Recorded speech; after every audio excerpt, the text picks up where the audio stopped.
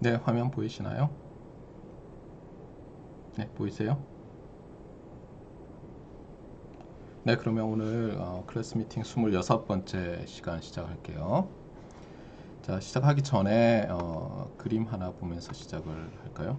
네, 이게 뭘까 하는 거예요. 이 사진에 있는 것이. 네, 이 사진에 있는 이게 뭘 것 같아요? 네, 이건 뭐 소크라티브 이런 걸 써서 뭐 퀴즈로 내지는 않을게요. 뭐 보면 여기 뭐 램프가 있지만 이건 중요한 게 아니고 여기 보면은 뭐 굉장히 선이 많죠 여기. 그렇죠? 여기 뭐 선이 많고 여러분 뭐 전기공학 전자공학 실험할 때 보면 랩에 있는 여러 장비들에 연결하는 뭐 이런 것들 이런 게 좀 보이고 여기 보면 뭐 하여튼 뭐가 굉장히 많아요. 이렇게 전선을 꽂을 수 있게. 이게 뭐 뭘 것 같아요?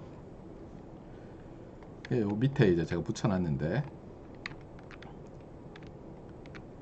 뭐 여러분이 아마 회로 시간에 배웠던 이 OP앰프죠, 그렇죠? 이게 오퍼레이셔널 앰플리파이어. OP앰프들이 있고 OP앰프들로 여러분이 뭐 더하기라든가 뭐 빼기라든가 미분, 적분 이런 거 할 수 있었죠. 네. 여기 이제 제목에 나와 있듯이 이게 아날로그 컴퓨터예요. 아날로그 컴퓨터. 그래서 여러분들 중에서는 아마 저도 이런 생각을 했었는데 왜 컴퓨터에 대해서 배울 때 항상 디지털 컴퓨터 이렇게 얘기하는지 저는 이해가 안 갔어요. 디지털 컴퓨터. 처음에 이 컴퓨터란 말을 듣고 나서 대학에 왔더니 디지털 컴퓨터란 말을 하시는 거예요, 교수님들이. 아니 컴퓨터는 다 디지털이지 무슨 뭐 아닌 것도 있어? 이렇게 생각을 했어요. 근데 실제로 히스토리를 보니까 아날로그 컴퓨터라는 게 아날로그 디지털 아날로그 컴퓨터라는 게 먼저 있었어요. 예, 아날로그 컴퓨터라는 게 먼저 있어서 뭐 이렇게 디퍼런셜 이퀘이션을 푸는 거예요.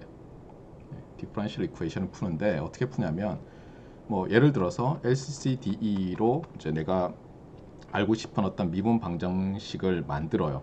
그 다음에 어떻게 하냐면 여기 나와 있는 이게 예를 들면 수없이 많은 게인이라든가 뭐 미분하는 거 뭐 이런 것들이에요. 그래서 이게 와이어링을 하는 거예요.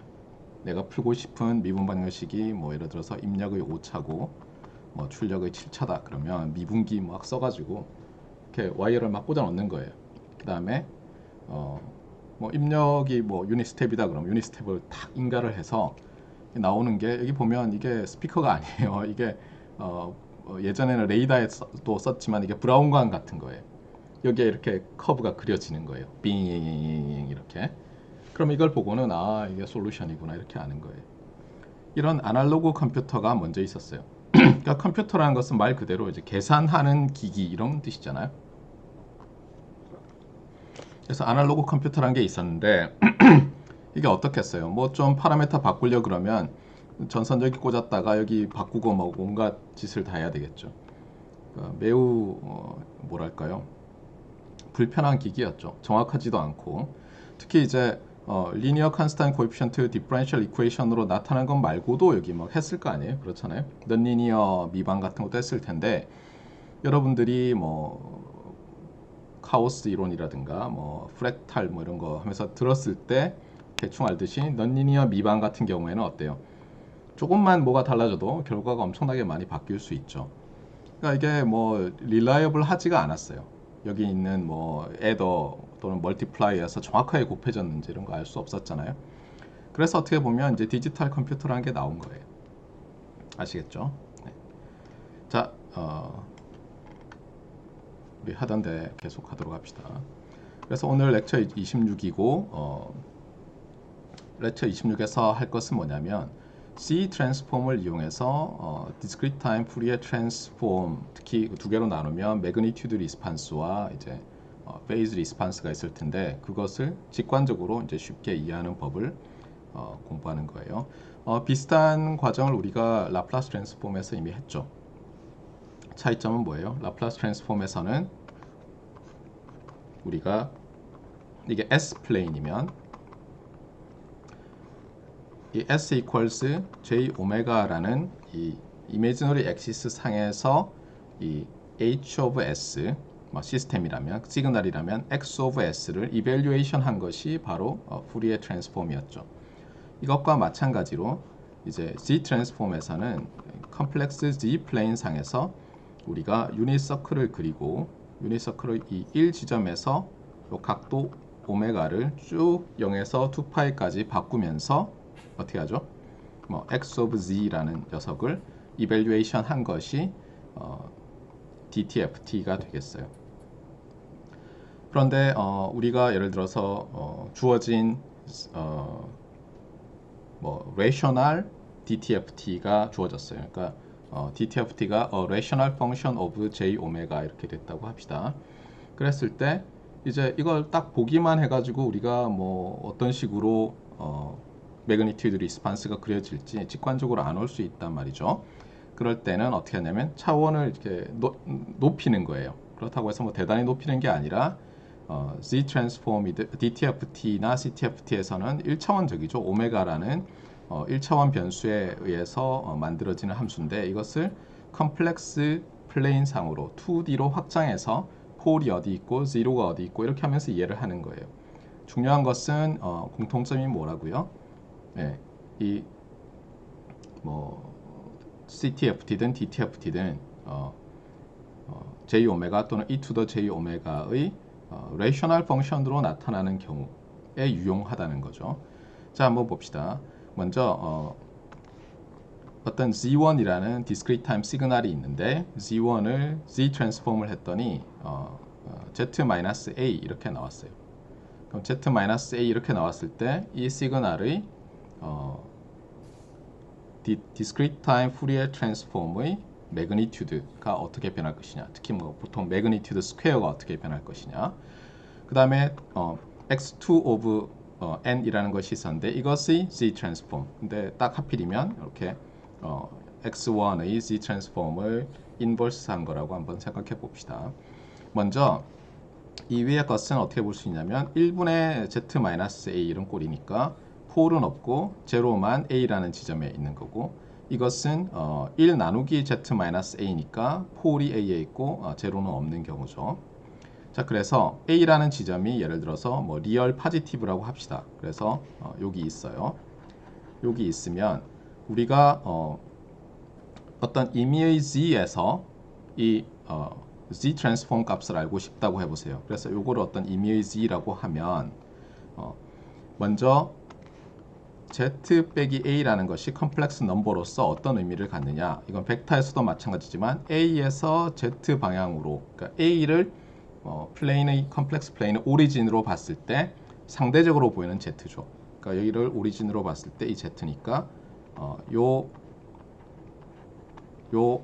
벡터가 의미하는 컴플렉스 넘버가 z-a라는 컴플렉스 넘버가 되겠고 또 예를 들어서 요 원점에서 이 z까지는 어때요?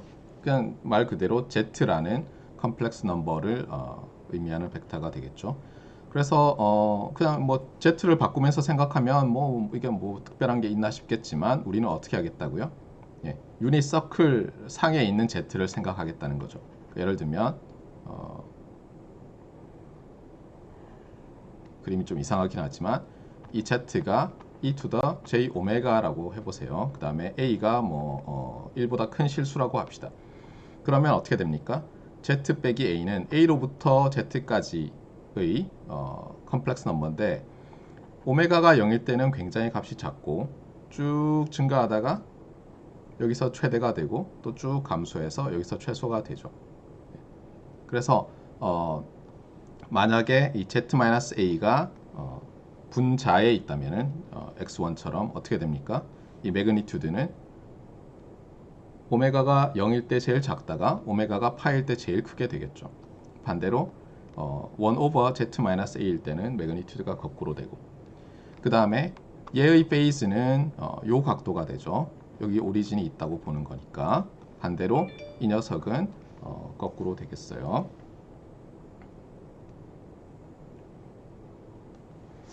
자, 어쨌거나 그래서 일반적으로 x of z가 이 z의 레이셔널 펑션으로 뭐 차수는 굉장히 높아도 돼요. 된다고 했을 때 어떻게 볼 수 있냐면 이런 것들을 다 이런 z-a 나누기 1 또는 1 나누기 z-a의 꼴로 다 나눠서 생각할 수가 있죠. 그래서 매그니튜드는 이렇게 다 되고 페이스 앵글은 이렇게 쓸 수 있다 이런 거죠. 이그젬플을 보면서 한번 해봅시다. 가장 중요한 Z 트랜스폼이 뭐라고요? 어떤 시그널의 Z 트랜스폼이죠? 예, 이런 꼴이죠. 그러니까 뭐 여기 나와 있듯이 a to the n u of n 이런 녀석이죠. 그 다음에 이것과 똑같은 알지브라익 매핑 룰을 갖는 시그널이 뭐가 있었죠? 같다고 하면 안 되고 h 이게 1이라고 하면 2가 또 어떤 게 있었어요? 예, 마이너스 붙이고 요건 똑같죠. a to the n. 그 다음에 이것이 0 이상에서 1이니까 여기서는 마이너스 n 마이너스 1에서 넘겨보면 n이 마이너스 1 이하에서 되는 요 두 시그널이 동일한 형태의 Z 트랜스폼을 가져요. 1 over 1 minus AZ 인버스. 이렇게 되는 이유는 어떻다고요? 특히 이 녀석을 보면 알겠지만 우리가 무한 등비 급수, 지오메트릭 시리즈의 수렴값 할 때 어떻게 되죠? 1 마이너스 공비분의 초항 이렇게 되는데 해보면 n을 제로를 넣어보면 초항이 1이죠. 그래서 여기 1이 나온 거죠. 그런데 이 꼴을 보면 우리가 이 시그널이 어떤 모양인지는 쉽게 알 수 있지만 폴 제로 다이어그램을 그리기 위해서는 Z의 파지티브 승으로 넌 네거티브 승으로 나타내는 게 편하기 때문에 분자 분모에 Z를 곱해서 분모는 Z-A, 분자는 Z 이렇게 돼서 어떻다고요? 이 시그널은 폴 제로 페어를 가져요. 제로는 원점에, 폴은 A에. 따라서 중요한 차이가 있죠. 우리가 잘 아는 컨티뉴어스 타임 시그널에 두 개가 있는데 어떤 거였죠? 이때는 e to the at ut와 마이너스 e to the at u of 마이너스 t 이런 게 있었는데 라플라스 트랜스폼은 어땠어요? 둘 다 동일한 모양을 가졌죠. s 마이너스 a분의 1 이렇게. 다만 얘는 리얼 파트 오브 s가 리얼 파트 오브 a보다 큰 right sided 였고 얘는 반대로 됐었어요. 맞습니까? 그래서 이 경우에는 어때요? 제로가 없죠. 폴만 있는 거죠. A에. 그런데 비슷한 모양이긴 하지만 어떻다고요? discrete time 이 first law 시스템은 폴 제로 페어를 갖는다는 거예요. 자, 그러면 우리가 조금 전에 Z 트랜스폼으로부터 DTFT의 특히 매그니튜드 리스판스를 쉽게 알 수 있는 법 했을 때 이렇게 나타내는 게 아무래도 편해요. 왜냐하면 우리가 Z equal e to the j 오메가까지 A에서 G로 가는 것, 그 다음에 여기서는 오리진에서 Z로 가는 것 이렇게 해야 되니까. 그래서 두 개의 컴플렉스 넘버가 어떻게 되는지를 봐야 돼요. 먼저 분자인 G는 어떻게 되죠? 분자인 G는 매그니튜드가 1이고 그다음 페이스가 j 오메가예요. 그러니까 매그니튜드는 신경 쓸 게 없어요. 분모는 뭐 A가 예를 들어서 0과 1 사이의 어떤 리얼 넘버라고 합시다. 그러면 어떻게 됩니까? 요 거리가 요 분모의 매그니튜드가 되죠. 오메가가 제로일 때 제일 작다가 쭉 증가해서 파일 때 제일 커지고 또 작아지는데 그것이 분모에 있어요. 따라서 여기 나와 있는 매그니튜드는 DTFT의 매그니튜드는 어떻게 됩니까? 오메가가 제로일 때 제일 크고요. 그 다음에 오메가가 파이로 갈 때 제일 작아지죠. 이것은 A가 0과 1 사이에 있어서 그래요. 자, 그러면 이제 이것을 극단화 시켜 봅시다. A가 0과 1 사이인데 1에 가까워지면 어떻게 되죠? 1은 아니지만 그러니까 예를 들어서 0.999999 정도 된다고 하면 이 분모가 오메가가 제로일 때 매우 작은 값이 되죠. 0.999999에서 1까지는 아주 작은 값이잖아요. 근데 그게 분모에 있으니까 엄청나게 커지죠. 그래서 여기도 나와 있지만 어떻다고요? A가 0.951 때는 DC 값이 매우 큰 거예요. 그 다음에 A가 요 2분의 1쯤 될 때는 작은 거고 지금 뭔가 누군가의 키보드 소리가 막 나고 있는데 잠깐만요. 제가 음소거 됐네요. 예. 자, 그 다음에 페이스는 어떻게 해야 되는지 한번 볼까요? 페이스는 이제 A로부터 여기까지인데 당연히 분모의 페이스는 어때요? 처음에 0이다가 그렇죠. 오메가가 어느 정도 증가하고 나면 90도가 됐다가 그 다음에는 파이를 향해서 이렇게 가죠. 네. 이게 무슨 소리인지 모르겠는데 잠깐만요. 녹화가 끊어지진 않았어요. 네. 네, 제 생각엔 제가 메일을 안 꺼놔서 그런 것 같아요. 네, 자, 그래서 이 어떤 일이 발생할지 알 수 있고요. 예를 들어서 A가 0과 마이너스 1 사이에 있으면 어떻게 되겠어요? 거꾸로 이제 파이 근처에 가면 거리가 작아지니까 굉장히 커지겠죠. 그래서 하이패스 비슷한 또는 파이에서 레조네이션이 생기는 공명이 생기는 그런 필터처럼 될 거예요. 자, 어쨌거나 그래서 라플라스 트랜스폼일 때와 거의 동일한데 차이는 뭐라고요? 이제 유닛 서클 컴플렉스 Z 플레인 상에서 유닛 서클 위에서 오메가를 바꿔가면서 생각해야 된다는 거예요. 자, 이렇게 해서 이제 퍼스트 오더 시스템은 했고요. 이제 세컨 오더 시스템이에요. 세컨 오더 시스템은 이제 그러니까 우리가 퍼스트 오더 시스템일 때 폴 제로 페어가 있었잖아요. 오리진의 제로 하나, 그 다음에 폴 하나. 마찬가지로 DT 시스템에서는 세컨 오더 시스템이라고 할 때 오리진의 더블 제로, 알겠어요? 그러니까 중근이죠. 그 다음에 이렇게 폴 두 개인데 이 폴도 뭐예요? 우리는 주로 관심 있는 게 반드시 그렇지는 않지만 주로 관심 있는 것이 리얼 밸류드 코에피션트를 갖는 레이셔널 펑션에 관심이 있잖아요. 그러면 지난번에도 했지만 어때요? 이것을 어떻게 돼요? 그러니까 어떤 리얼 밸류드 코에피션트를 갖는 뭐 고등학교 때, 중학교 때 했던 뭐 x의 폴리노미알들은 어떻죠? 네, 근이 리얼이든가 컴플렉스 칸주기 페어죠. 그래서 여기서는 이제 그 경우를 다루고 있는 거예요. 그래서 Z1과 Z2가 여기도 있지만 Z1이 예를 들어서 어떤 컴플렉스 넘버 with magnitude R, angle 세타라고 하면 그것이 Z2의 컨주기과 같은 거예요. 그 얘기는 Z2는 어떻게 되죠? R의 e to the minus j 세타에서 이제 각도만 다른 거죠. 그래서 예를 들면 이게 Z1이면 Z2는 어디 있죠? 똑같은 거리에 여기 있는 거죠. 맞습니까? 그래서 요 각도가 달라지는 거죠. 세타 마이너스 세타 이렇게. 자, 그러면 이제 우리가 이런 두 근을 Z1과 Z2를 두 근으로 갖는 2차 방정식을 만들어 보면 어떻게 되죠? 그 다음에 만든 다음에 요 Z제곱으로 분자분모를 나누면 이렇게 쓸 수 있다는 것을 알 수 있어요. 여기서 세타가 바로 요 각이고요. 요 거리가 R이에요. 자, 이렇게 하고 나면 이제 우리가 궁금한 점이 여러 개 있는데 먼저 이것을 뭐 코잘 시스템이라고 가정하면 임펄스 리스판스를 구할 수가 있죠. 어떻게 됩니까? 임펄스 리스판스가 이렇게 돼요. 언뜻 보면 이상한데 이런 생각을 할 수가 있는데 이거 어렵지 않아요. 이거 한번 해보세요. 네. 자, 어쨌거나 우리가 하고 싶은 것은 지금 임펄스 리스판스 구하는 것은 아니고 지금 상황에서 시험에는 물론 나올 수 있어요. 저런 거 구하는 게 알고 싶은 것은 이 세컨 오더 시스템의 매그니튜드 리스판스가 어떻게 생겼을까죠.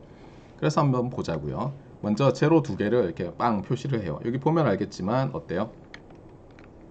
폴 제로 다이어그램을 그릴 때 더블 제로는 이렇게 O를 두 개를 한 거예요. 여기다가 이렇게 동그라미 두 개를 더블 제로라고. 그 다음에 Z의 매그니튜드를 R, 페이즈를 세타라고 했잖아요. 그래서 뭐 세타가 양수라면 R은 1보다 작고 여기다가 폴을 표시한 거예요. 그러면 칸주깃 폴은 여기 나오죠. 그래서 이렇게 폴 제로 다이어그램이 일단 끝났어요. 여기 더블 제로, 그 다음에 칸주깃 페어 폴. 자, 이제 할 것은 뭐냐면 우리가 매그니튜드 리스판스를 알고 싶으니까 이게 만약 시스템 펑션이라면 여기서부터 이게 유닛 서클인데 지금 J, -1, -J 오메가를 쭉 증가시키는 거예요. 그래서 어떤 특정 오메가일 때 여기라고 해봅시다. 그러면 이제 분자 분모가 어떻게 되는지를 봐요. 일단 매그니튜드는 얘는 뭐 e to the j 오메가의 제곱하면 e to the j 2오메가지만 뭐 절대값이 1이죠. 그러니까 결국 분자는 상관없어요. 분모만 보면 되는데 분모는 어떻게 되냐면은 어때요? 요 식을 보면 Z1에서 Z까지, Z2에서 Z까지 이 두 컴플렉스 넘버의 매그니튜드와 앵글이 중요해요. 그래서 먼저 여기서 봅시다. 매그니튜드는 어때요? 얘는 여기 있고 얘는 여기 있죠. 이 두 개가 어떻게 됩니까? 곱해져 있죠.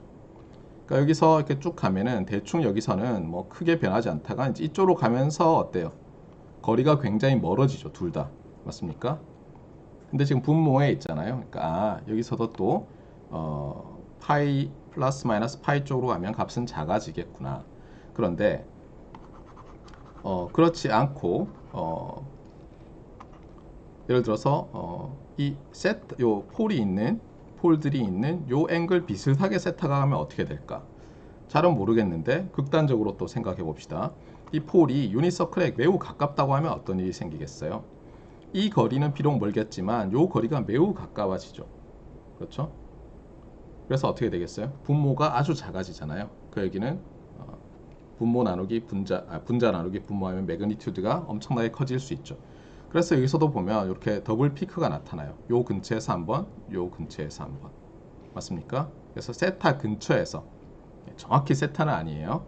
세타 물론 이제 이 폴이 유니서클에 가까워지면 가까워질수록 요 피크 있는 부분이 세타에 근접하지만 하여튼 근처에서 이렇게 높은 레조넌스 피크가 나타나는 거예요. 그래서 여기도 보면 알겠지만 반지름이 1에 가까울수록 피키하죠. 예. 멀수록 좀 부드럽게 변하고. 맞습니까? 우리가 이런 프로퍼티를 이용하면 그러니까 discrete time, 뭐 low pass filter 이런 것도 만들 수 있어요. 우리 continuous time에서 Butterworth filter라는 것을 공부했었죠. 기억납니까? 어떻게 했죠? 그때는 S-플레인 상에서 어때요? 제가 cut off frequency를 오메가 C를 하고 싶었으면 오메가 C라는 서클을 그려요. 유니서클이 아니에요. 오메가 C를 그린 다음에 어떻게 했었죠? 그 다음에 우리가 원하는 이 필터의 오더가 몇 개냐에 따라서 홀수일 때는 간단했어요. 예를 들어서 뭐 third order 만들고 싶으면 여기서부터 시작해서 이제 6개를 그리죠. 그러면 이제 이렇게 되죠. 이렇게 폴을 만든 다음에 우리가 어떻게 합니까? 요 left hand plane에 있는 3개만 우리 필터에 집어넣죠. 뭐 그렇게 하면 어떻게 됩니까? 네. 요 축상으로 잘 이벨리에이트 해보면은 플러스 마이너스 컷오프 근처에서는 상당히 평평하다가 이제 떨어지기 시작하죠. 마찬가지로 디스크리트 타임에서도 할 수 있는 방법이 있겠죠. 어떻게 하면 되겠어요? 예를 들면 폴을 이렇게 뭐 배치하는 거죠. 요 근처에다가. 그러면 여기 삥 돌면서 거의 뭐 거리가 비슷할 거 아니에요. 대칭이니까. 그러다가 여기 지나면 샤프하게 떨어지기 시작하겠죠. 방법은 많이 있어요. 자, 어쨌거나 그래서 필터 디자인 하는 것도 대충 봤어요. 그래서 여기는 이제 데모가 있는데 안타깝게도 뭐 없어요. 안 움직여요. 여러분이 직접 찾아서 한번 해보면 되겠어요. 자, 그 다음에 continuous time 우리가 시스템을 이제 만들 때 linear constant coefficient differential equation을 쓸 때 우리가 디퍼런시에이터 몇 개, 뭐 인티그레이터 몇 개 이런 걸로 구현하는 방법에 대해서 제가 설명을 해줬잖아요. 자, 그러면 linear constant coefficient difference equation일 때는 어떻게 될까? 이걸 이제 생각해 볼 수 있겠죠. continuous time에서는 미분기 적분기였어요. 거기에 해당하는 게 뭐냐를 이제 우리가 알고 싶은 거예요. 그런데 놀랍게도 거기에 해당하는 말되는, 왜냐면 말된다는 얘기는 코잘 시스템으로 만들고 싶은데 이 discrete time LCC DE difference equation을 구현할 때는 이게 unit 뭐 delay component라고 하기도 하고요. 또는 뭐 time shift component라고도 하는데 또는 뭐 여러분이 서킷 시간에 배운 대로 하면은 뭐 shift register 이렇게 그때그때 다르겠지만 수학적으로는 어떤 기능이냐면은 그러니까 단위 시간만큼 딜레이를 주는 거예요. 예를 들어서 제가 여기야 D라고 쓰기도 하고요. 표기법이 여러 가지인데 C-1 이렇게 쓰기도 하는데 예를 들어서 캐피탈 D라고 쓰면 여기 x of n이 들어가잖아요. 아웃풋에 x of n-1이 나오는 거예요. 여기도 마찬가지로 x of n이라는 것이 들어가면 여기에 x of n-1이 나오는 거예요. 이게 z to the -1이라고 쓴 이유는 뭐냐면 어때요? 딜레이를 주면 어떻게 됩니까? x of z라는 z 트랜스폼을 가졌으면 아웃풋이 어떻게 되죠? 아웃풋 z 트랜스폼이 이렇게 바뀌죠. 그래서 그냥 이 박스가 전부 곱셈인 것처럼 생각해도 간단하거든요. z 트랜스폼 도메인 상에서 하면 안 그러면 막 곱하기 그 멀티플라이어 이런 걸 막 써야 되는데 C 트랜스폼 상에서 하면 다 곱셈 아니면 덧셈이에요. 그래서 이렇게 쓰기도 하는데, 자 한번 봅시다. 지금 뭐 복잡한 게 있지만 위에 있는 이거는 이제 여러분이 피드백 할 때 배우고요. 지금 하고 싶은 건 이거예요. 이게 제일 간단한 것 중에 하나죠. 임펄스 리스판스가 어떻게 됩니까? 만약 이렇게 되면서 코잘 시스템에 그러면 바로 나와야죠. 이게 A니까 4분의 1의 N의 U of N 이렇게 되는 임펄스 리스판스를 갖는 거죠. 맞습니까? 그래서 이런 시스템인데, 이런 임펄스 리스판스를 갖는, 그러니까 어떻게 보면 인피니트 임펄스 리스판스를 갖는 IIR 시스템이죠. 그런데 그러면 잠깐 어떻게 되지? 이것을 보면 딜레이가 무한계 있을 것 같지만 피드백을 사용하면 매우 간단하게 할 수 있어요. 그러니까 여기서 이것이 xg분의 yz였다는 걸 이용해서 오른쪽 왼쪽 옮기고 나면 이렇게 쓸 수 있죠. 맞습니까? 그렇잖아요. x를 곱하고 y에 이렇게 하면 이렇게 풀어 쓸 수 있죠. 이 단계가 다시 쓸게요. 그러니까 1-4분의 1의 g 인버스의 y of z는 x of z니까 여기서 y of z가 있잖아요. 이거 빼고 나머지를 옮긴 거예요. right hand side로. 그러면 output은 input 더하기 input을 유닛 딜레이 준 것에 4분의 1 곱한 것 이렇게 되죠. 그래서 어떻게 하냐면 이런 거 어떻게 그리라고요? 항상 인풋 아웃풋 먼저 이렇게 화살표 만들어 놓고요. 그 다음에 아웃풋은 인풋 더하기 아웃풋 딜레이인데 여기가 아웃풋이었으니까 여기서 이렇게 탭을 달아서 여기 딜레이 G to the minus 1 그 다음에 4분의 1인데 곱셈 쓸 필요 없죠. G로 이미 해놓으면, 왜냐면 다 곱하는 걸로 보면 되니까 4분의 1 해서 이렇게 더하면은 이게 어떻게 돼요? Y가 되는 거죠. 그래서 피드백 루프 상에 요게 다 나오죠. 요게 1 마이너스 다음에 있는 요 컴포넌트 4분의 1 Z 인버스가 다 나오죠. 그 다음에 이게 둘 다 플러스예요. 그런데 나중에 이제 제어 시간에 배우면 네거티브 피드백을 많이 써요. 컨벤션으로. 그래서 어떻게 하냐면 얘가 플러스면 얘를 마이너스로 많이 하거든요. 피드백 루프를. 그러면 이게 마이너스니까 여기 또 마이너스를 붙여요. 그래서 어떻게 보면 요 마이너스까지 여기다 집어넣고 여기 네거티브 피드백으로 이렇게 그림을 그리죠. 자, 그래서 일단 제일 간단한 first order discrete time 시스템의 유닛 딜레이 컴포넌트 또는 shift 레지스터를 이용해서 구현하는 법을 봤어요. 자, 이것을 이제 우리가 또 확장을 할 수 있는데 이 강의 노트에서는 세컨 오더로 안 가고 퍼스트 오더 비스무리한 놈으로 가면서 이제 어떻게 우리가 저런 딜레이 컴포넌트 수를 줄일 수 있을까를 한번 이그젬플로 또 보여주고 있어요. 그래서 한번 봅시다. H of Z라는 discrete time LTI 시스템이 있어요. 그래서 G 인버스의 또는 G의 레셔널 펑션인데 이렇게 나타났어요. 여기 보세요. 이거 분모, 이거 분자. 그래서 이제 이걸 쓰는 방법이 뭐였죠? 예, 접근하는 방법이 크게 두 가지였죠. 하나는 뭐냐면 얘를 long division을 해서 partial fraction expansion으로 바꾸고, 또 하나는 그렇게 하지 않고 internal variable을 써서 맞습니까? 예, serial interconnection으로 바꾸는 거죠. partial fraction expansion은 parallel, internal variable을 쓰는 것은 serial interconnection 된 두 개의 시스템으로 나타내는 거예요. 파셜 프랙션으로 근데 뭐 이거는 할 게 없죠. 그렇죠? 분모 하나니까.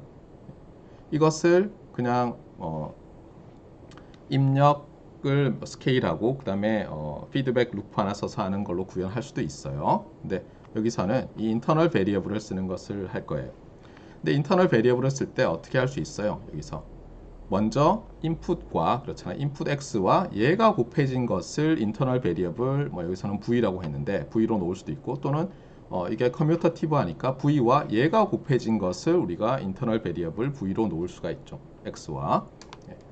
여기서는 어떻게 하냐면은 우리가 딜레이 컴포넌트를 쓸 거예요. 왜냐하면 타임 어드밴스는 못 하잖아요. 코잘 시스템으로 만들 때 어드밴스 컴포넌트는 불가능하잖아요. 그래서 어떻게 하냐면 입력이 여기 곱해질 텐데 요거를 y로 바꾸면은, 왜냐하면 h가 x분의 y였으니까 양변에 이제 x를 곱하면 이렇게 되잖아요. 여기도 x가 곱해지고, 그러면 입력을 딜레이 주는 게 되잖아요. 그래서 요렇게 묶어서 이거를 V라고 놓겠어요. 자, 그러면 맞는지 봅시다. 아니죠. 이렇게 하면 안 되겠어요. 이렇게 하면 입력을 가지고 하는데 이렇게 하지 않고 이렇게 묶겠어요. 이렇게 묶겠어요. 이게 두 개가 어떻게 다른지는 좀 이따 설명할게요. 이렇게 묶으면 어떻게 되냐면 인터널 베리어블을 V라고 했잖아요. 그러면 얘를 곱하면 어떻게 돼요? 이 녀석을 분모에 곱하면, 그러니까 좌우변에 곱하면 어떻게 됩니까? 이렇게 쓰는 거죠. 이렇게 x of g는 이렇게 되는 거죠. 잠깐만요. 잠시만 기다리세요. 아니에요. 여기 있네요. 그렇죠? 요 녀석을 우리가 이제 b of z라고 하는 거죠. 그러면 좌변에 1-4분의 1 c 인버스를 곱하면 1-4분의 1의 g 인버스의 v of z는 x of z 이렇게 되잖아요. 자, 그러면 아까도 봤지만 b 입장에서 보면 그냥 b가 출력이고 x가 입력일 때 괜히 썼네요. 이렇게 되는 거니까 아까 본 거잖아요. 그러니까 어떻게 되냐면 x가 입력, v가 출력, 그 다음에 이렇게 한 다음에 피드백 루프 안에다가 4분의 1 g 인버스인데 편의상 어떻게 하냐면 여기다가 g 인버스 먼저 달고 여기에 예를 들어서 4분의 1 달고 이렇게 두 개 더했다고 합시다.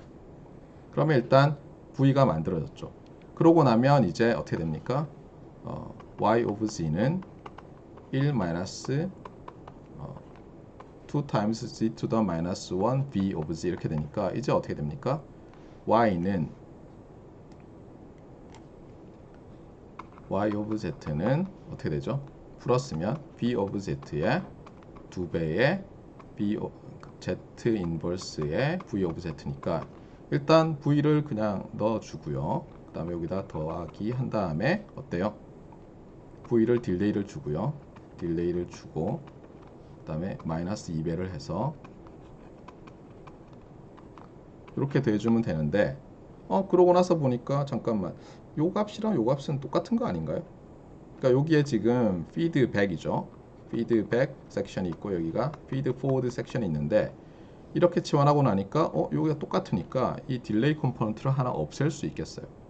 그래서 이렇게 없애는 게 트릭이에요. 그렇죠? 신기하죠? 예전에는 이런 게 중요했어요. 왜냐하면 이거 서킷을 간단하고 로버스트하게 만들어야 되는데 개수 하나라도 줄이는 게 엄청난 일이었죠. 근데 요즘은 모르겠어요. 제가 디지털 서킷 디자인을 안 해봐서 물론 이게 엄청나게 많은 경우에는 어쨌든 줄이는 게 중요하겠지만 또 어쨌거나 신기하죠.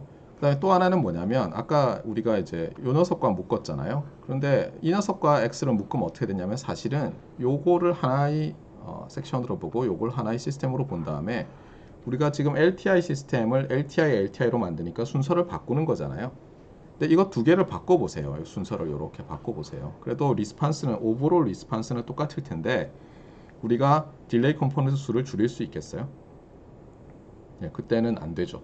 그러니까 결국은 뭐냐면 동일한 시스템 펑션이 주어졌는데 내가 인터널 펑션을 베리어블을 어떻게 치환하느냐에 따라서 딜레이 컴포넌트를 두 배를 더 쓸 수도 있는 거예요. 잘못 디자인하면.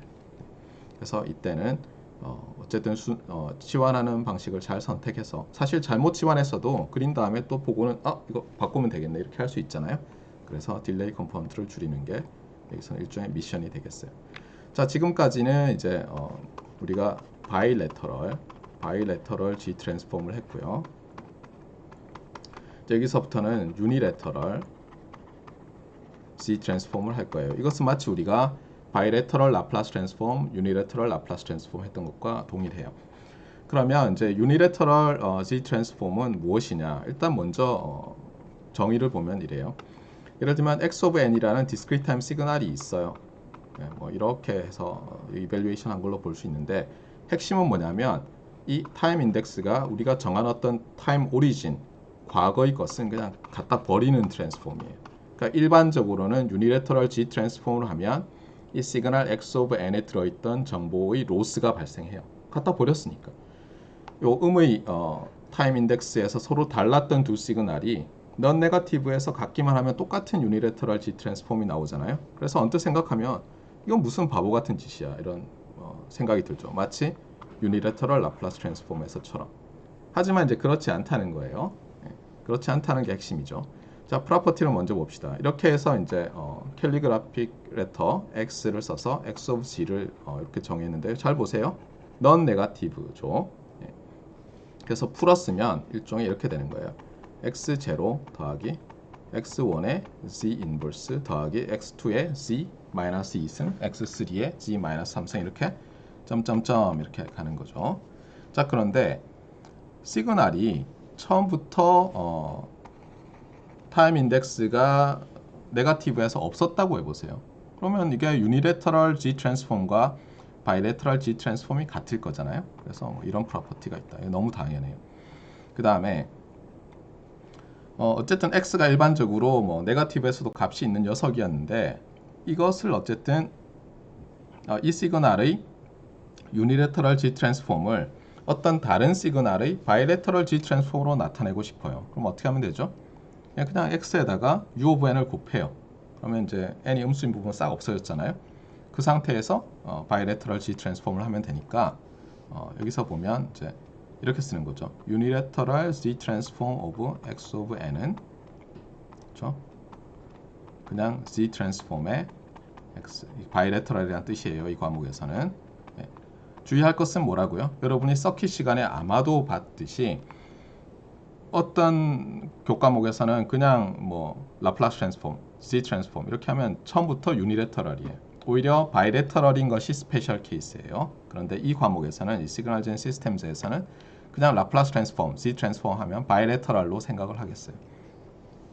자, 그 다음에 이제 이건 시그널일 때라면 시스템일 때도 마찬가지인데 코잘 LTI 시스템에서는 임펄스 리스판스가 어떻게 되죠? 코잘 시그널이죠. 즉 타임 인덱스가 음수일 때는 시그널이 없잖아요. 그때는 시스템 펑션도 어때요? 예, 바이래터럴 라플라스 G 트랜스폼을 해서 얻은 것과 유니래터럴 G 트랜스폼을 해서 얻은 것이 동일해요. 자, 그 다음에 이제 유니래터럴 G 트랜스폼의 프로퍼티가 이제 줄줄이 계속 나오는데 일단 X1이란 시그널이 있어요. X2란 시그널이 있고 근데 둘 다 코잘 시그널이면 우리가 코잘 시그널 두 개 컨볼루션하면 코잘이라는 거 알고 있잖아요. 이렇게 되면 컨볼루션한 시그널의 유니래터럴 G 트랜스폼은 각 시그널의 유니래터럴 G 트랜스폼과도 같고 또 이게 어때요? 예, 다 코잘이니까 바이래터럴 G 트랜스폼들과도 같죠. 그래서 이건 사실 뭐 우리 잘 알고 있어요. 그리고 이것은 라플라스 트랜스폼일 때와 매우 유사하죠. 그런데 이게 이제 아주 신기하게 다른 녀석이에요. 자, 우리가 앞에서 제가 뭐라고 했냐면 G 트랜스폼에서는 이 라플라스 트랜스폼에서 나오는 미분 적분기에 해당하는 것이 그냥 딜레이 유닛 딜레이 컴포넌트 또는 뭐 쉬프트 레지스터 맞아요? 타임 쉬프트 컴포넌트라고 불리는 딜레이 주는 것밖에 없다고 했잖아요. 그래서 이 딜레이가 매우 중요한데 거기에 해당하는 게 이거예요. 이게 뭐예요? 이 시스템은 제일 간단한 시스템이죠. 입력 X를 유닛 딜레이 줘서 출력으로 내보내는 건데 이 시스템에서 양변을 유니래터럴 G 트랜스폼을 해보자고요. 유니래터럴 G 트랜스폼 알겠어요? 제가 X가 코잘 시그널이라고 한 적 없어요. 예, X는 그냥 일반적인 시그널이에요. 자, 그러면 X라는 시그널을 이제 표시를 해야 되는데 귀찮아서 그냥 컨티뉴어스처럼 그렸지만 이게 뭐 음수에서도 값이 있어요. n이 음수에서도 이렇게 있는 시그널이라고 합시다. 그럼 이것을 유닛 딜레이로 준다는 얘기는 뭐죠? 여기서 오른쪽으로 시프트한 거죠. 그러니까 그래프 입장에서 생각하면 맞아요? 타임에서 생각하면 요 제로라는 타임에서 이제는 요 과거께 보이는 거죠. 그렇죠. 딜레이 주기 전에는 마이너스 1에 있던 것이 지금 이제 보이는 거죠. 자, 이렇게 돼요. 자, 그런데 지금 보면 알겠지만 우리가 X에서의 유니래터럴 G 트랜스폼을 할 때는 얘가 다 없어지죠. 이 부분이. 그런데 딜레이를 준 다음에 그 Y를 가지고 우리가 유니래터럴 G 트랜스폼을 하려고 하니까 요 값이 있어야 돼요. 요 값이. 맞아요? X 오브 마이너스 1이 있어야 되죠. 그렇잖아요. 이게 X 오브 마이너스 1에 해당하고 X 오브 0에 해당하고 이렇잖아요. 그래서 어떻게 되냐면 유닛 딜레이를 주는 시스템을 딱 놓고 양변을 유니래터럴 G 트랜스폼을 하잖아요. 양변을. 그러면 레프트 핸드 사이드는 그냥 컬리그래픽 레터 Y of Z 이렇게 쓰면 되겠죠. 왜냐면 정의니까 그게. 그렇잖아요. 그래서 레프트 핸드 사이드는 이렇게 되는데 라이트 핸드 사이드가 이상하게 변해요. 라이트 핸드 사이드가 우리 생각엔 딜레이니까 G 인버스 XG겠네 싶지만 그것 이외에도 G 인버스 컬리그래픽이죠. 말고도 X-1이 튀어나와요. 이것은 마치 우리가 유니래터럴 라플라스 트랜스폼에서 본 것과 비슷해요. 뭐냐면 Y가 X의 미분이에요. 다 X라고 써놨네요. 잠깐만 고칠게요. 매우 헷갈리긴 한데 그냥 편의상 Y라고 합시다. 그게 낫겠네. 네. 꼭 아웃풋이라고 생각하지 말아요. 어떤 시그널을 미분하잖아요. 그것을 유니래터럴 라플라스 트랜스폼을 해요. 여기 U를 빼먹었네요. 네. 그러면 어떻게 됐었어요? 바이래터럴 할 때 비스무리한데 이것도 이렇게 써야죠. 큰일이에요. 그렇죠? 네. 캘리그래픽 Y에 그러니까 S죠. S 미분이. 그런데 여기 빼기 어때요? 이니셜 컨디션. 그러니까 한 번 미분했으니까 잠깐만요. 0개 미분이죠. 그렇죠? 네. 얘가 있어야 되고요. 그 다음에 두 번 미분했더니 이것보다 차수가 낮은 것. 한 번 미분한 것, 미분 안 한 것. 이것이 여기 나왔는데 다 마이너스로 나와요. 대입해서 보면 이렇게 나오죠. 그 다음에 차수가 이게 1차고 이게 0개 미분이고 이게 S의 0승과 이게 1개 미분이죠. 그래서 합이 일정하게 이렇게 됐었죠. 기억납니까? 마찬가지로 유니래터럴 G 트랜스폼에서는 이제 이런 일이 발생해요. U of n-1 유닛 딜레이를 준 것을 유니래터럴 G 트랜스폼을 하면 다 이렇게 돼야 돼요. 유니래터럴 G 트랜스폼에 Z 인버스 한 다음에 이제 다 플러스예요. 잘 기억을 하세요. 그 다음에 G에 마이너스 1. 그 다음에 두 번 딜레이를 주면 어때요? 두 번 딜레이를 줬으니까 Y에 마이너스 1과 마이너스 2가 나타나겠죠. 마이너스 1, 마이너스 2가 나타나는데 여기는 마이너스 2승이고 그 다음에 마이너스 1승이죠. 그때 마이너스 1. 그 다음에 Z에 마이너스 0승이죠. 그때 마이너스 2에서 합치면 어때요? 합치면 마이너스 2로 똑같죠. 이런 식으로 이제 점점점 나타나게 되겠어요. 이것을 이제 뭐 머릿속으로 생각해도 되지만 수식으로 해보자고요. 말 그대로. 그래서 유니래터럴 G 트랜스폼의 정의를 써요. Y를 G to the minus n과 곱한 다음에 제로에서 인피니티인데 Y가 어떻게 돼요? Xn-1이었죠. 그 다음에 우리는 이 유니래터럴 G 트랜스폼 오브 Y를 유니래터럴 G 트랜스폼 오브 X로 나타내고 싶었으니까 이 서메이션을 두 개로 쪼개요. n이 1일 때와 1부터 무한대일 때. 그래서 n이 1일 때는 이렇게 되죠. 따라서 이게 여기 나온 거예요. 그렇죠? 그 다음에 1에서 무한대인데 어때요? 이것을 0에서 무한대로 바꾸기 위해서 치환을 하고 나면 Z 인버스가 튀어나오고 X의 유니래터럴 G 트랜스폼이 나오는 거죠. 이렇게 해서 우리가 LCCDE로 나타나는 리니어가 아닌 그렇죠? 왜냐하면 뭐 똑같은 이유로 지금 이제 아래에서 설명하겠지만 제로 인풋 리스판스가 넌제로가 나올 수가 있거든요. 그래서 이제 설명을 하는 거죠. 예를 들면서 예를 들어서 이렇게 이제 리니어 컨스턴트 코에피션트 디퍼런스 이퀘이션이 주어졌는데 y에 여기 보면 딜레이가 하나 있잖아요. 예, 그렇죠? y of n의 딜레이 한 번 중에 있으니까 y of 마이너스 1만 있으면 돼요. 우리가 바운더리 컨디션에 해당하는 어떤 이니셜 컨디션으로. 그 다음에 입력은 유닛 스텝으로 줬어요. 이렇게 해주고는 뭐라고 하냐면 출력을 찾아봐라. 출력 n 0 이상에서 어떻게 되는지 알아봐라. 이렇게 얘기하는 거예요.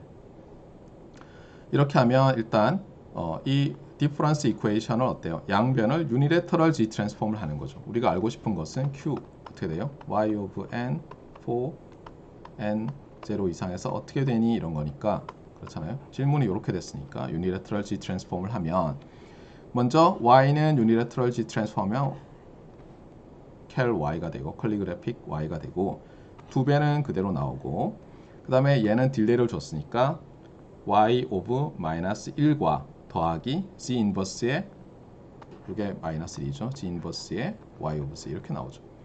그 다음에 입력은 지금 알파의 un인데 이거 어떻게 돼요? 이거는 알파의 1의 n승의 u of n 이렇게 놓을 수 있으니까 얘는 어떻게 됩니까? 1 마이너스 g 인버스 분의 1이죠. 그래서 이렇게 된 거예요. 스페셜 케이스죠. 그래서 이제 놓고 나면 어때요? 또 우리가 지난번에 라플라스 트랜스폼 했을 때랑 똑같아요. 요 알파가 0이면 제로 인풋이잖아요. 그래서 알파 0인 부분, 그 다음에 베타가 0이면 제로 스테이트가 되니까 알파 베타로 이렇게 분자가 나타나게 하면서 정리를 해요. 그러면 만약 알파가 0이면 얘가 없어지죠. 그러면 이건 뭐가 됩니까? 입력이 0일 때 나타나는 리스판스, 제로 인풋 리스판스가 되고, 반대로 얘가 0일 때, 그 다음에 얘만, 즉 입력 유닛 스텝에 의해서만 나타나는 제로 스테이트 리스판스가 되겠죠. 맞습니까? 그러면 이제 각각을 타임 도메인상에서 구하려면 어떻게 해야 돼요? 우리 가정이 필요하잖아요. 이거 코잘 하다가 우리가 가정을 할 거예요. 예, 그러고 나면 얘는 뭐 쉽죠. 어떻게 됩니까? 예, 마이너스 2베타에 요거 주의를 해야죠. 그렇죠? 마이너스로 해야죠. 그래서 마이너스니까 더하기 마이너스 2 to the n u n 이렇게 되겠죠. 맞아요? 예. 잠깐만요. 곱하기여야지 지금 뭘 한 거예요. 그렇죠? 이렇게. 맞습니까? 예. 자, 그 다음에 이쪽은 어떻게 해요? 이쪽은 알아내려면 partial fraction expansion을 해야 되겠죠. 알파의 값에 따라서. 그래서 여러분들이 이제 구할 수가 있어요. 베타 이퀄 0일 때 그래서 initially at rest고 그다음에 1 알파에서 이제 뭐 구했어요. 어떻게 되는지. 그다음에 알파가 0일 때는 제가 지금 구한 것과 동일한 방식으로 구했네요.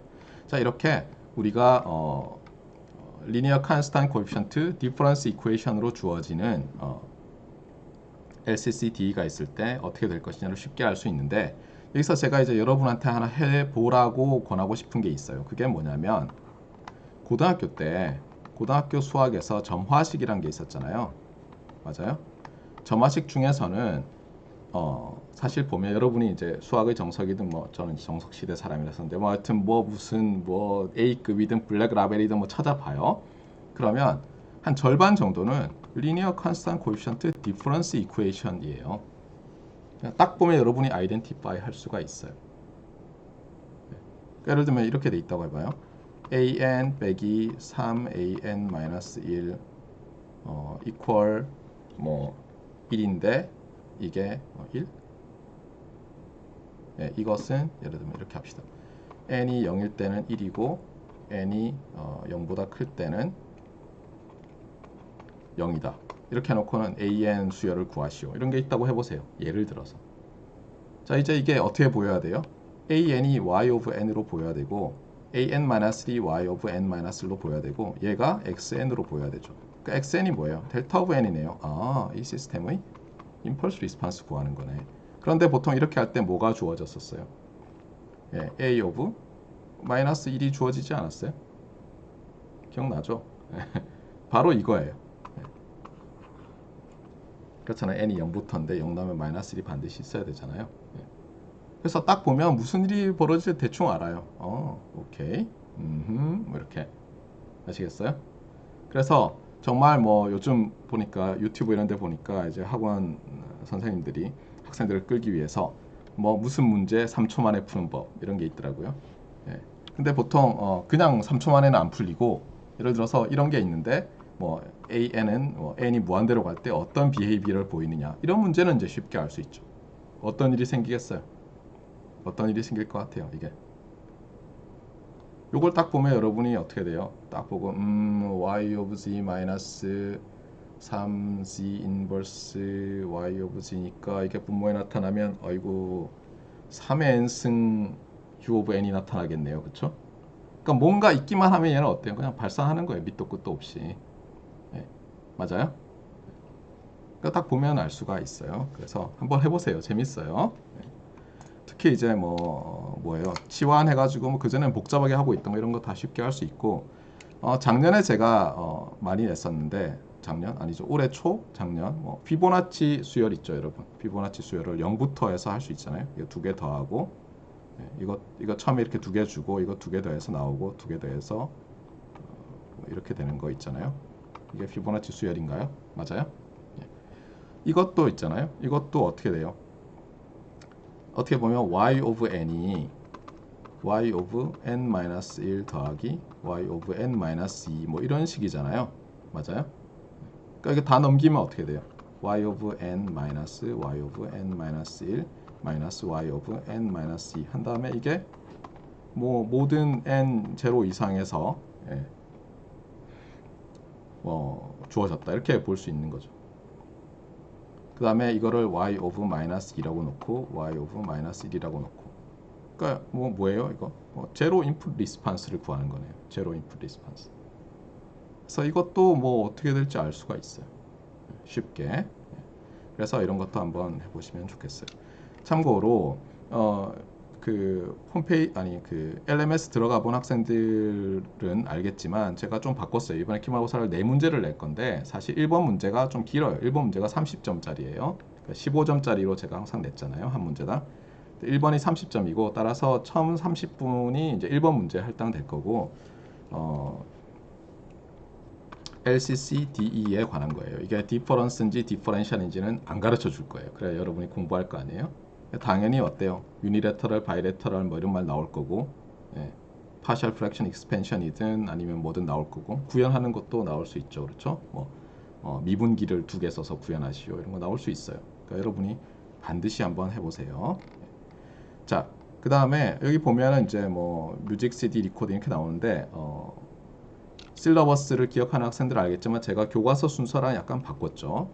본래는 여기 DTFT 끝나고 나서 바로 이 렉처 노트 18번 C2D 컨버전 뭐 이런 식으로 들어가야 되는데 제가 순서를 바꿨어요. 왜냐하면 그렇게 하지 않으니까 제가 가르쳐 보니까 학생들이 이 LCCD가 뭔지 도대체 뭐 하자는 건지를 잘 모르더라고요. 이제 여러분은 알죠, 그렇죠? 우리가 LCCD가 디퍼렌셜이든 디퍼런스든 어쨌든 간에 뭘 하자는 거예요. CT LTI 시스템 또는 DT LTI 시스템을 우리가 만들 때 쓸 수 있는 툴로 배운 거예요. 모든 시스템을 만들 수는 없지만 모든 LTI를 구현할 수는 없지만 상당히 많은 LTI를 또는 대부분의 LTI를 잘 근사할 수 있는 거예요. 오더를 높여서. 그러니까 디퍼런셜 이퀘이션이라면 LCCD라면 미분기 적분기 개수를 많이 써서 잘 근사할 수 있는 거예요. 그 레이셔널 시스템 펑션을 어때요? 우리의 그래서 예를 들면 푸리에 트랜스폼 그것을 우리의 실제 원하는 CTFT 시스템의 프리퀀시 리스판스와 비슷하게 만들면 되잖아요. 최대한. 그렇잖아요. DT에서도 마찬가지고. 모든 것을 다 만들 수는 없지만 많은 것을 만들 수 있는 거죠. 또는 많은 것을 아주 비슷하게. 그러니까 엄청난 이제 툴을 갖게 된 거죠. 여러분이 그래서 디지털 시스템들도 잘 디자인할 수 있고 제가 이제 이걸 배우고 나서 이제 어떤 영화를 보다가 내가 정말 이제 좀 일렉트리컬 엔지니어가 되어가고 있구나라고 느꼈던 게 뭐냐면 영화 중에 스페이스 카우보이라는 영화가 있었는데 한참 됐어요. 그렇게 유명한 영화는 아닌데 유명 배우들이 등장을 했어요. 왕년에. 내용이 이런 거예요. 그러니까 러시아의 어떤 위성이 이제 추락하려고 하는 거예요. 그런데 갑자기 미 항공우주국에서 이걸 올라가서 고쳐야 되겠대요. 그러면서 은퇴한 그 에스트로노트 그러니까 우주 비행사들을 불러요. 나이 다 들어서 60 넘은 할배들을 막 불러요. 그 이유가 뭐냐면은 이제 사실은 미 항공우주국이 도면을 하나 도난 당해가서 이제 소련이 베껴가지고 그 무슨 위성을 만들어놨는데 그 위성에 핵 미사일들이 막 실려 있어요. 언제라도 잘못 발사되면 이제 지구가 멸망해요. 그래서 그걸 고치러 가는 거예요. 그 할아버지들이. 그러면서 이제 도면을 쫙 펴놨는데 흥미롭게도 어때요? CPU 이렇게 안 돼 있고 어때요? 다 저기 쉬프트 레지스터로 다 그림이 그려져 있어요. 그걸 보면서 저 당시의 디지털 시스템이구나. 저거 가서 직접 고치려고 하는구나. 여러분 생각에는 디지털 시스템 고치라 그러면 가가지고 무슨 다운로드, 업로드 이렇게 할 것 같잖아요. 아닌 거예요. 가가지고 쉬프트 레지스터 고장난 거 없나 보는 거예요. 그렇죠? 하나씩 찍어가면서 얘 잘 되고 있군 이렇게. 자, 어쨌거나 이제 그래서 여러분들도 좀 간단한 시스템을 만들 때 굉장히 단순하고 로버스트하게 만들려면은 CPU 이런 거 필요 없어요. 그렇죠? 디지털 필터 만들 때는 쉬프트 레지스터가 제일 중요하다. 그래서 실제로 여러분들이 그 대학원에 우리는 그 과목이 없었는데 제가 미국에 유학할 때는 석사 과정 중에 VLSI 디자인 1, 2 과목이 있었는데 제가 대학원 다닐 때는 그거 2개를 그냥 패스를 하잖아요. 주로 대학원 과목은 A 아니면 B니까 패스하면 그냥 졸업한 다음에 인텔에 이렇게 입사 지원서를 내면 그냥 바로 합격이었어요. 그 정도로 VLSI 디자인 과목이 아주 힘들기도 했지만 이제 가장 기본적인 걸 잘 가르치는데 그게 텀 프로젝트가 있었어요. 항상 1에도 텀 프로젝트가 있고 2에도 텀 프로젝트가 있는데 학생들이 가장 많이 만들었던 게 그 맥시멀 랭스 시퀀스 제너레이터인데 그게 실제로는 쉬프트 레지스터 하나 제대로 만들면 그거를 캐스케이드로 연결한 다음에 빼내가지고 모듈러 에디션하고 뭐 이런 거예요. 그러면은 이제 M 시퀀스가 만들어지는데 M 시퀀스 제너레이터가 쉬프트 레지스터가 그만큼 중요한 거예요. 디지털 시스템에서. 실제로 그래서 뭐 퀄컴의 취직도 잘 됐어요. 예, 퀄컴이 통신 회사잖아요. 예전에는 M 시퀀스를 굉장히 많이 썼거든요. CDMA 시절에는. 그래서 어쨌거나 여러분들이 이것을 반드시 기억해 주면 좋겠다. 딜레이 컴포넌트, 즉 쉬프트 레지스터가 매우 매우 중요하다.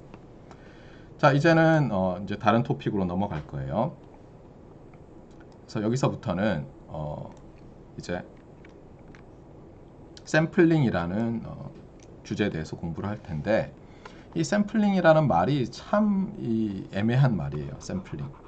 여러분은 이제 아직 일렉트리컬 엔지니어로서 샘플링이란 말은 못 들어봤을 거고 주로 뭐 어디서 들어봤어요? 뭐 꼭 보면 뭐 음악, 노래, 가요 이런 거 있잖아요. 가요 표절 얘기할 때 이 샘플링 얘기가 나왔죠. 들어봤었나요? 예. 그래서 거기서는 뭐 샘플링이라는 게 그냥 기존에 누구 곡이 있으면 거기서 몇 소절 가져오는 거 이런 뜻으로 쓰이나 봐요. 저도 정확히는 몰라요.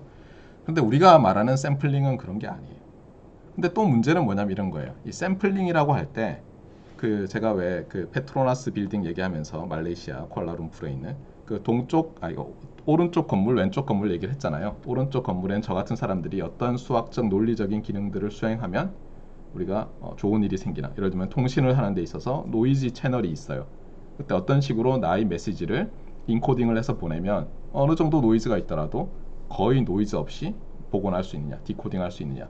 그래서 수학 같은 거 가지고 뭐 모듈레이션을 이렇게 하고 에러 컨트롤 코딩을 이렇게 하고 뭐 이렇게 연구를 하는 거죠. 그래서 아하 뭐 FFT를 해서 뭘 한 다음에 매핑을 하고 그 다음에 그걸 까가지고 뭐 에스티메이터를 이렇게 만들고 이제 만들었어요. 수학적 논리적인 어떤 오퍼레이션을 알고리즘을.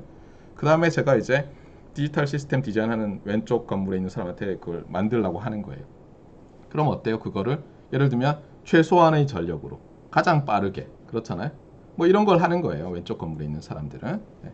그런데 문제는 이 샘플러 또는 샘플링이란 말을 오른쪽 건물에 있는 사람과 왼쪽 건물에 있는 사람이 다르게 써요. 이게 참 어려운 거예요. 네. 그래서 한번 보도록 합시다. 자, 샘플링이라고 하면 이렇게 보면 돼요. 이렇게 샘플링이라고 하면 어쨌든 간에 뭔가 많은 데서 이렇게 뽑아내는 거잖아요. 그래서 우리 오른쪽 건물에 있는 사람 입장에서는 두 가지가 있어요.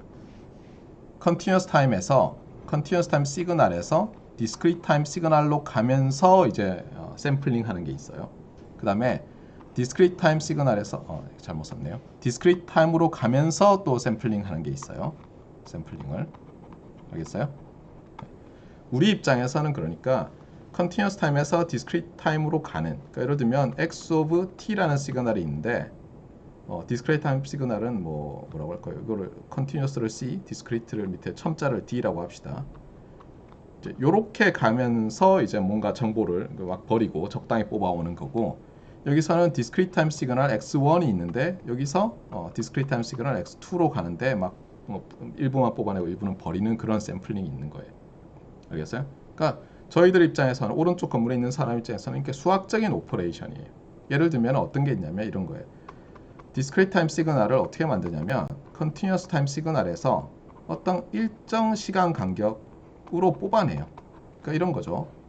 이게 t축이고 컨티뉴어스 타임 시그널이 이렇게 있었다고 해보세요. x sub c of t 그랬을 때 내가 오리진을 기준으로 해서 ts만큼 t sub s예요.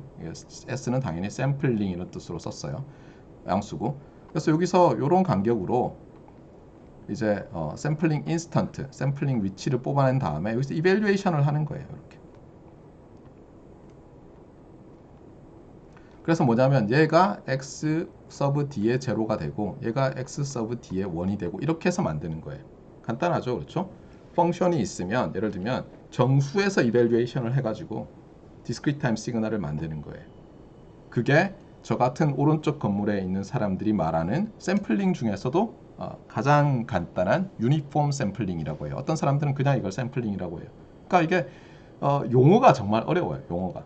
그러니까 우리가 어떤 용어를 만들 때는 기존에 존재하는 하지만 내가 지금 생각하고 있는 것과 가장 비슷하지만 다르긴 하지만 할 수 없어요. 그렇죠? 똑같은 게 있으면 새로운 게 아니니까 비슷한 단어를 쓰는데 이 샘플링이라는 게 참 헷갈리는 거예요. 그래서 근데 어쨌든 가장 기본적인 유니폼이라는 말도 잘 안 쓰지만 그냥 샘플링이라고 하는 것은 오른쪽 건물에 있는 사람들에게는 이렇게 하는 거예요. 이렇게. 알겠어요? 주어진 continuous time 시그널에 대해서 어떤 간격으로 t sub s라는 간격으로 이밸류에이션을 해서 discrete time 시그널을 만드는 거예요. 그러면 당장 질문이 있겠죠. 주어진 동일한 continuous time 시그널에 대해서도 저 간격을 달리하면 어때요? t sub s라는 파라미터를 바꾸면 당연히 다른 시그널이 얻어지겠죠. 맞습니까? 그 다음에 또 하나는 여기 빠졌지만 여기에 잠깐만 오리진으로부터 어떤 쉬프트 델타를 한 다음에 할 수도 있잖아. 그래서 쉬프트 오프셋 델타도 중요할 것 같아요. 그러니까 파라미터가 두 개예요. 그러니까 continuous time 시그널을 샘플링해서 discrete time 시그널을 만들어라. 유니폼 샘플링해서 이렇게 말할 때 수학적으로 파라미터 두 개가 주어져야 되고 이 두 개가 같아야만 동일한 게 나오는 거예요. 뭐라고요? 하나는 샘플링 간격, 하나는 샘플링 오프셋 제로로부터. 물론 또 저 오프셋이 어때요? TS의 정수배가 되면 어때요? 이렇게 딜레이 된 것, 어드밴스 된 시그널이 나타날 수도 있죠. 맞습니까? 하지만 저 델타가 반드시 TS의 정수배는 아니에요. 그런데 이걸 샘플링 간격을 샘플링 인터벌이라고도 하지만 바꿔서 뒤집어서 이것을 샘플링 레이트라고 해요. 이러면 이게 samples per sec가 될 거 아니에요? 단위로. 맞아요? 그래서 샘플링 레이트 F sub S 이렇게도 해요. 이거는 헤르츠와 같은 유니트죠. 그렇죠? 이게 헤르츠라고 해요. 그래서 샘플링 프리퀀시가 뭐 40kHz다. 이런 말을 쓰는 거예요. 여러분 CD가 그렇게 돼 있죠, 실제로. 자, 그 다음에 DT2 DT 샘플링이 있는데 이건 사실 지난번에 비슷한 걸 했어요. 어떻게 되냐면 이런 거예요. 제가 discrete time 시그널이 있어요. 이렇게 쭉 있다고 해보세요. 여기가 0이에요. 0, 1, 2, 3, 4 이렇게 있어서 x1 of n이라고 있었는데 x2 of n이라는 것을 x of 2 of n이라는 것을 x1의 정의하기를 x1의 3n에서 모든 n 이렇게 정의를 한다고 해보세요. 그럼 어떻게 되죠? 자, n이 0일 때 이런 건 하나씩 해보면 되죠. n이 0일 때 그러니까 요게 이제 x1 of 0인데 이게 뭐가 되죠? x2 of 0가 되죠. 그 다음에 x2 of 1은 뭐예요? 이 녀석이 되는 거죠. x1 3가 x1 3가 x2 1이 되는 거죠. 그래서 이렇게 건너가면서 이제 두 개 버리고 이밸류에이터 이렇게 되는 거죠. 아시겠어요? 이것도 샘플링이라고 해요. 근데 이것은 DT2 DT 샘플링이죠. 그리고 이것은 샘플링이라고 부르기도 하고 이런 것은 다운 샘플링이라고 특히 불러요. 네. 숫자를 줄이는 거죠. 뭐 어떻게 보면 너무 당연할 것 같은데 사람들이 이제 입에 붙은 게 저런 거예요. 네. 자, 그래서 일단 샘플링이 수학적으로 오른쪽 빌딩에 사는 사람들은 저 샘플링을 수학적으로 어떻게 정의하는지를 봤어요. 여러분들이. 마찬가지로 여기서도 뭐 옵셋 줄 수 있겠죠. 그렇죠? 주의할 것은 뭐예요? 요 간격이 반드시 자연수여야죠. 맞습니까? 요것도 마찬가지고 옵셋도. 여기서는 그렇지 않아요. 여기서는 어떤 자연수 정수일 필요가 없죠. 그래서 차이가 있어요. 자, 그런데 이제 왼쪽 빌딩에 사는 사람들은 요게 이제 왼쪽 빌딩에 사는 사람들이 보는 세상이에요. 이 사람들은 우리는 그냥 수학적으로 샘플링, 컨티뉴어스 타임에서 디스크리트 타임으로. 그래서 우리는 이렇게도 얘기해요. C2D 컨버터 이렇게 얘기해요. 그냥. 잠시만요. 이렇게. 이게 아까 말한 continuous time in, discrete time out인 샘플러예요. 근데 우리는 이렇게 한 블락으로 나타낸 것을 이렇게 여러 블락으로 나타내요. 여기 보면 샘플 앤 홀드라는 게 있죠. 사실은 이게 샘플이 있고 홀드 디바이스가 두 개가 들었어요. 이것도 샘플, 홀드. 그 다음에 아날로그 투 디지털 컨버터 A to D라고 하죠. 참고로 우리는 어떤 때는 이 C2D를 A2D라고 써요. C2D를 의미하면서. 그러니까 이게 바벨탑이 왜 무너졌는지 알겠죠, 그렇죠? 예. 페트로나스 빌딩이 안 무너진 게 정말 다행이죠. 그러니까 항상 여러분이 바로 이제 옆 랩에 있을 나중에 대학원 가면 회로하는 친구랑도 야 샘플러가 이러면 그 친구는 이 얘기하고 있는 거예요. 여러분은 이거 전체를 말하고 있고 큰일이죠. 아날로그 투 디지털 컨버터가 그러면 사실 여러분은 이거 얘기하고 있어요. 예. 근데 그 친구는 딱 이것만 말하고 있어요. 그래서 커뮤니케이션이 잘 안 될 수가 있는데 이 보면 알겠지만 샘플 하는 게 따로 있고요. 홀드 하는 게 있어요. 그 다음에 A2D 컨버터가 있어요. 서킷 하는 사람들은 이렇게 봐요. 우리는 이걸 다 통틀어서 아날로그 투 디지털 컨버터 또는 Continuous Time to Discrete Time Converter 또는 샘플러 이렇게 불러요. 미치겠어요. 네. 근데 왜 이러냐면 이 사람들은 세상을 이렇게 봐요. 또 OPAMP가 나왔죠. 그렇죠? OPAMP를 이용해서 어떻게 하냐면 이 스위치들을 이용해서 결국은 뭐냐면 이런 입력 시그널이 들어오잖아요. 입력이. 그러면 이 클락을 이용해서 이런 펄스를 발생시켜요. 그래서 이 펄스를 가지고 뭐냐면 이 커패시터가 있잖아요. 이게 결국 커패시터가 인티그레이터잖아요. 그래서 이 시그널이 들어올 때 요 구간 동안 적분하는 거예요. 그러니까 커런트를 어큐뮬레이트라는 거예요. 저 트랜지스터에, 저 커패시터에. 그리고 방전하고 여기선 방전하고 다시 채우고 방전하고. 그러니까 뭐냐면 기본적으로 이 사람들은 물론 이렇게 반드시 이렇게 만들어야 되는 건 아니에요. 이렇게 만드는 것은 이게 시그널에 노이즈가 덜 끼었을 때는 이렇게 만들어도 돼요. 근데 노이즈가 좀 있으면 이렇게 만들면 개판이 돼요. 그러니까 여러분이 혹시 나중에 서킷 할 친구가 학생이 있으면 제 말을 반드시 기억하세요. 이렇게 만들면 시그널 투 노이즈 레이셔가 높을 때는 그냥 굉장히 단순한 샘플러가 되지만 시그널 투 노이즈 레이셔가 낮을 때는 노이즈밖에 안 잡혀요, 거의. 다음 학기에 아마 확률 및 랜덤 프로세스 시간에 제가 설명할 것도 같아요. 자, 어쨌든 간에 그래서 OPAMP와 그 다음에 스위칭 디바이스, 그 다음에 뭐 이렇게 클락 제너레이터 이런 걸 써서 이제 적분을 하는 거예요. 그 다음에 여기서 이제 적분된 값이 이제 뜰 텐데 이것을 홀드를 해요. 딱 쥐고 있는 거예요. 그래서 뒤에 나오겠지만 일단 먼저 개괄적으로 설명하면 잠시만요. 예. 여기서 이제 시그널이 나오면 이렇게 플랫하게 홀드를 해줘요. 일정 시간 동안에. 다음번 샘플이 나올 때까지.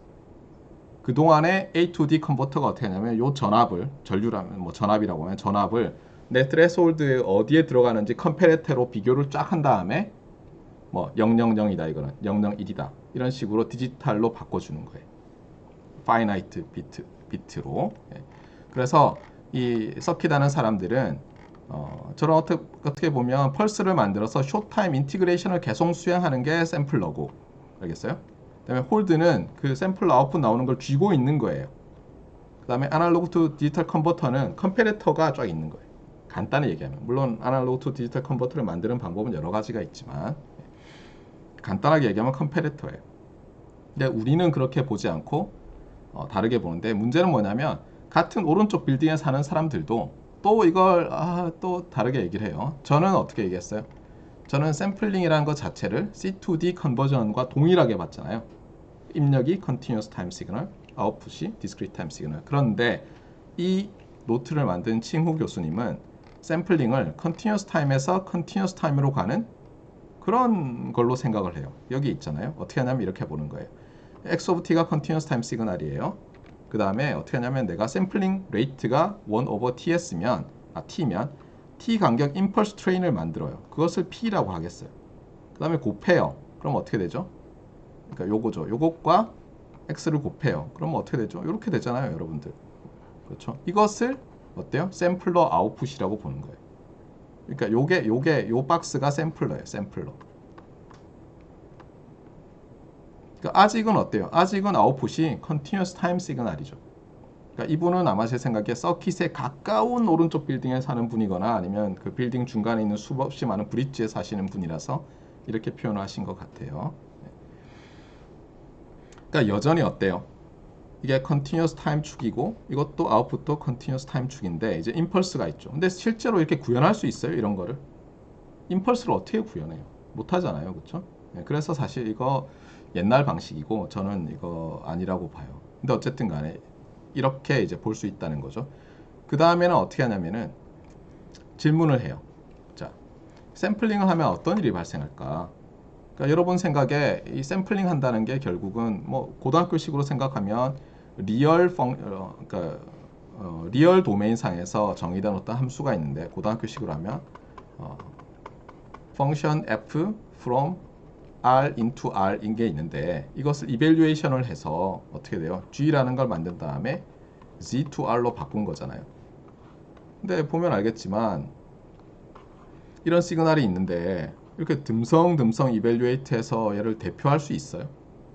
일반적으로 못하죠. 정보가 엄청나게 없어지잖아요. 이 중간에 무슨 일이 생길지 모르잖아요. 실제로 여기서 이제 x1, x2, x3라는 세 개의 완전히 서로 다른 시그널들을 보여주면서 이것을 동일한 3인데 샘플링 인스턴트에서 샘플링 했을 때 똑같은 디스크리트 타임 시그널이 만들어지는 경우를 보여주고 있어요. 일부러 여기 다 똑같게 만든 거예요. 그 얘기는 뭐예요? 일반적으로 샘플링을 하면 정보가 소실된다, 없어진다라는 것을 말하고 있죠. 그러면 이제 잠깐만, 뭐야, 사람들이 이런 말을 하죠. 예전에 LP판이라는 게 있었죠. 그렇죠? 이게 디스크, 플라스틱 바이닐 판에다가 이렇게 어때요? 홈을 파가지고 소리를 이렇게 넣어놓죠. 물론 골든 디스크도 있지만 요즘 어때요, 여러분이? CD라든가 아니면 뭐 MP3 플레이어 이런 거 디지털로 다 돼 있잖아요. 그러면서 일부 오디오 매니아들이 이렇게 바꿨더니 소리가 죽었어. 왜냐하면 샘플링을 하기 때문이야. 이런 말 들어봤죠. 들으면 맞는 것 같잖아요. 아날로그로는 이렇게 곱게 나와야 되는데 디지털로 하면서 이거 다 없어지고 중간에 이런 시그널들이 다 없어진 거 아니에요. 근데 그거는 거짓말이에요. 나중에 배우겠지만. 이 조건이 있어요. 이게 샘플링을 했을 때 정보를 그대로 가지고 있을 조건이 있어요. 수학적인. 그리고 실제 우리가 CD 같은 걸 만들기 위해서 샘플링을 그러니까 아날로그 투 디지털 컨버전을 다 하거든요. 샘플 앤 홀드 앤 A2D 컨버터. 그러고 나면 정보 손실이 거의 없어요. 사람 귀로 못 알아들을 정도예요. 실제로 LP판으로 들었을 때 안 그랬는데 카라얀의 베를린 필 하모닉 오케스트라가 1970몇 년에 지휘한 것을 내가 가지고 있는 이 LP판으로 들었을 때와 그 유튜브에서 했더니 역시 디지털은 엉터리야 라고 하는 분들은 사실은 뭐냐면 LP판을 여러 번 들으면서 LP판에 홈이 닳아서 소리가 묵직해져서 그럴 거예요. 대부분 사람들은 구별 못해요. 못하는 게 정상이에요. 수학적으로 왜냐면 증명이 되거든요. 왜 못하는지를. 자, 그러면 질문은 이거예요. 도대체 어떤, 현실에는 존재하지 않더라도 어떤 수학적인 조건 하에서 이렇게 말도 안 되잖아요. 무한계가 있잖아요. 사실 이 0과 t 사이에는 이 무한계의 리얼 넘버에서 값이 할당이 되는데 이걸 딱 2개 남기고 싹 다 없앤 거잖아요. 이런 짓이 용납이 되느냐? 언제? 당연히 일반적으로 안 되겠죠. 그런데 그런 조건이 있어요. 그 조건을 우리가 지금까지 배운 이 타임 도메인 상에서 모르겠으면 어떻게 하라고요? 프리퀀시 도메인 상에서 생각하라고 했잖아요. 그걸로 이해할 수 있어요. 그러니까 지금 이 샘플링이라는 것은 타임 도메인 상에서 일어나는 거죠. 컨티뉴어스 타임 시그널이 있는데 이것을 어때요? 띄엄 타임 도메인 상에서 이밸류에이트 하고 있잖아요. 그래 놓고는 조건이 뭐겠느냐라는 거예요. 정보가 거의 손실이 없을 또는 수학적으로 아예 없을 조건이 뭐냐? 모르겠어요. 그러면 어디로 가라고요? 에란 모르겠다. 프리퀀시 도메인으로 가보자. 그래서 어떻게 하냐면 요 지금 보면 요 이그젬플 있잖아요. 여전히 컨티뉴어스 타임에서 컨티뉴어스 타임으로 가는, 맞습니까? 요 이그젬플에서 한번 이해를 해보려고 하는 거예요. 그래서 프리퀀시 도메인 상에서 x 오브 t가 어떤 모양이었는데 그러면 아웃풋은 어떻게 될까를 보겠다는 거예요. 근데 여러분이 이미 이건 알고 있어요. 이건 어떻게 되냐면 바로 모듈레이션 프로퍼티라는 거예요. 자, 이렇게 될 때 아웃풋이, 시스템의 아웃풋이 입력과 어떤 임펄스 트레인의 곱이에요. 그럼 어떻게 되죠? 출력 continuous time Fourier transform, discrete time을 너무 하다 보니까 헷갈리고 있을지 모르지만 어때요? 1 over 2파이가 나오고 입력의 continuous time Fourier transform convolved with 이 pulse train의 continuous time Fourier transform 이렇게 되죠. 맞습니까? 그래서 곱이 컨볼루션이 되고 컨볼루션이 곱이 됐잖아요. 이게 컨볼루션 프로퍼티 또는 멀티플리케이션 프로퍼티라고 하잖아요. 프로덕트 뭐. 자, 그러면 얘가 뭐냐 이거죠. 근데 이것도 했어요. 이 P of T의 푸리에 트랜스폼은 어떻게 되죠? 이거 너무 어렵게 생각할 필요가 없고 피리어딕 시그널이니까 푸리에 시리즈로 먼저 나타내면 이렇게 됐죠. 이것을 이제 바꾸는 거니까 얘는 1 over T의 델타 오메가 마이너스 K T 이렇게 되겠네요. 그냥 2파이에. 네. 그래서 얘는 바꾸면 우리 이미 알고 있듯이 요 간격이 뭐예요? 2파이 오버 t가 되죠. 맞습니까? 이런 거예요. 자, 그러면 컨볼루션을 한다는 건 뭐예요? 요 각각과 컨볼루션 하는 것과 마찬가지인데 이게 0이고 이게 1이고 이게 2였으면 요 녀석은 시그널 x 오브 j 오메가를 그대로 두고 이 녀석은 어떻게 하죠? 오른쪽으로 쉬프트를 하죠. 얘는 오른쪽으로 2배의 오메가 제로만큼, 오메가 제로는 여기서 2파이 오버 t예요. 쉬프트하고. 그러니까 뭐냐면 입력 시그널의 CTFT를 오른쪽으로 샘플링 레이트만큼 레디안 프리퀀시로 봤을 때 또는 왼쪽으로 쭉 이렇게 이동한 거예요. 그러면 어떻게 되냐면은 지금 이게 설명한 거예요. 제가 만약에 입력의 CTFT가 이렇게 주어졌고 여기 하필이면 밴드 리미티드였다고 해보세요. 그러니까 플러스 마이너스 오메가 M으로 딱 이렇게 그 안에만 들어있는데 요 간격이 요게 2배의 오메가 M이잖아요. 요게 2배의 오메가 M보다 크다고 해보세요. 그럼 어떻게 되죠? 요렇게 되면서 이게 중첩이 안 되죠. 여기서처럼. 맞아요? 그러면 샘플링 하고 나서 주파수 도메인 상에서 봤더니 손실이 있어요, 없어요? 정보를 찾아낼 수 있어요? 있죠. 어떻게 하냐면 다시 이렇게 필터링 하면 되잖아요. 로우 패스 필터링 하면 다시 나오잖아요. 그러니까 저기서 그 임펄스 트레인으로 곱한 녀석은 정보 손실이 없어요. 그런데 내가 천천히 샘플링 해요. 그 얘기는 뭐냐면 요 간격이 좁아지는 거죠. 타임 도메인 상에서 천천히는 멀리 있잖아요. 프리퀀시 도메인 상에서는 가까워지죠. 그러면 어떻게 되냐면 이제 잠깐 쭉 넘어가세요. 한참 가야 돼요. 요런 일이 발생해요. 보세요. 요 간격보다 이 간격이 좁아요. 그러면 이제 어떻게 되냐면 요렇게 되고 요렇게 되면서 어때요? 여기서 더해지죠. 여기서는 삼각이니까 이렇게 플랫한 게 생기잖아요. 자, 이제 그러면 내가 오리지널 시그널 모양을 몰랐어요. 그럼 이게 복원이 되겠어요? 안 되죠. 그렇죠? 그래서 뭐냐면 어떤 조건 하에서는 그러니까 예를 들면 어떤 거예요? 시그널이 밴드 리미티드예요. 그 다음에 나의 임펄스 트레인들의 간격이 그 폭보다 넓어요. 그러면 샘플링을 해도 정보 손실이 없겠구나. 그것이 우리의 결론에 거의 근접한 답이에요. 알겠어요? 그래서 다음 시간에 이 샘플링에 대해서 좀 더 보도록 하고요. 정말 신기한 거예요, 이게 정말. 어떻게 보면 시노미 시스템에서 가장 신기한 결론이 이거예요. 어떤 경우에는 uncountably infinite 개의 값이 있는데 그 중에서 한 개만 남기고 다 버렸어요. 여기서 한 개만 남기고 다 버려요. 그렇게 해도 정보 손실이 전혀 없다는 거. 너무 놀랍죠? 자, 이것은 수요일 날 계속하도록 합시다. 여기까지 합시다.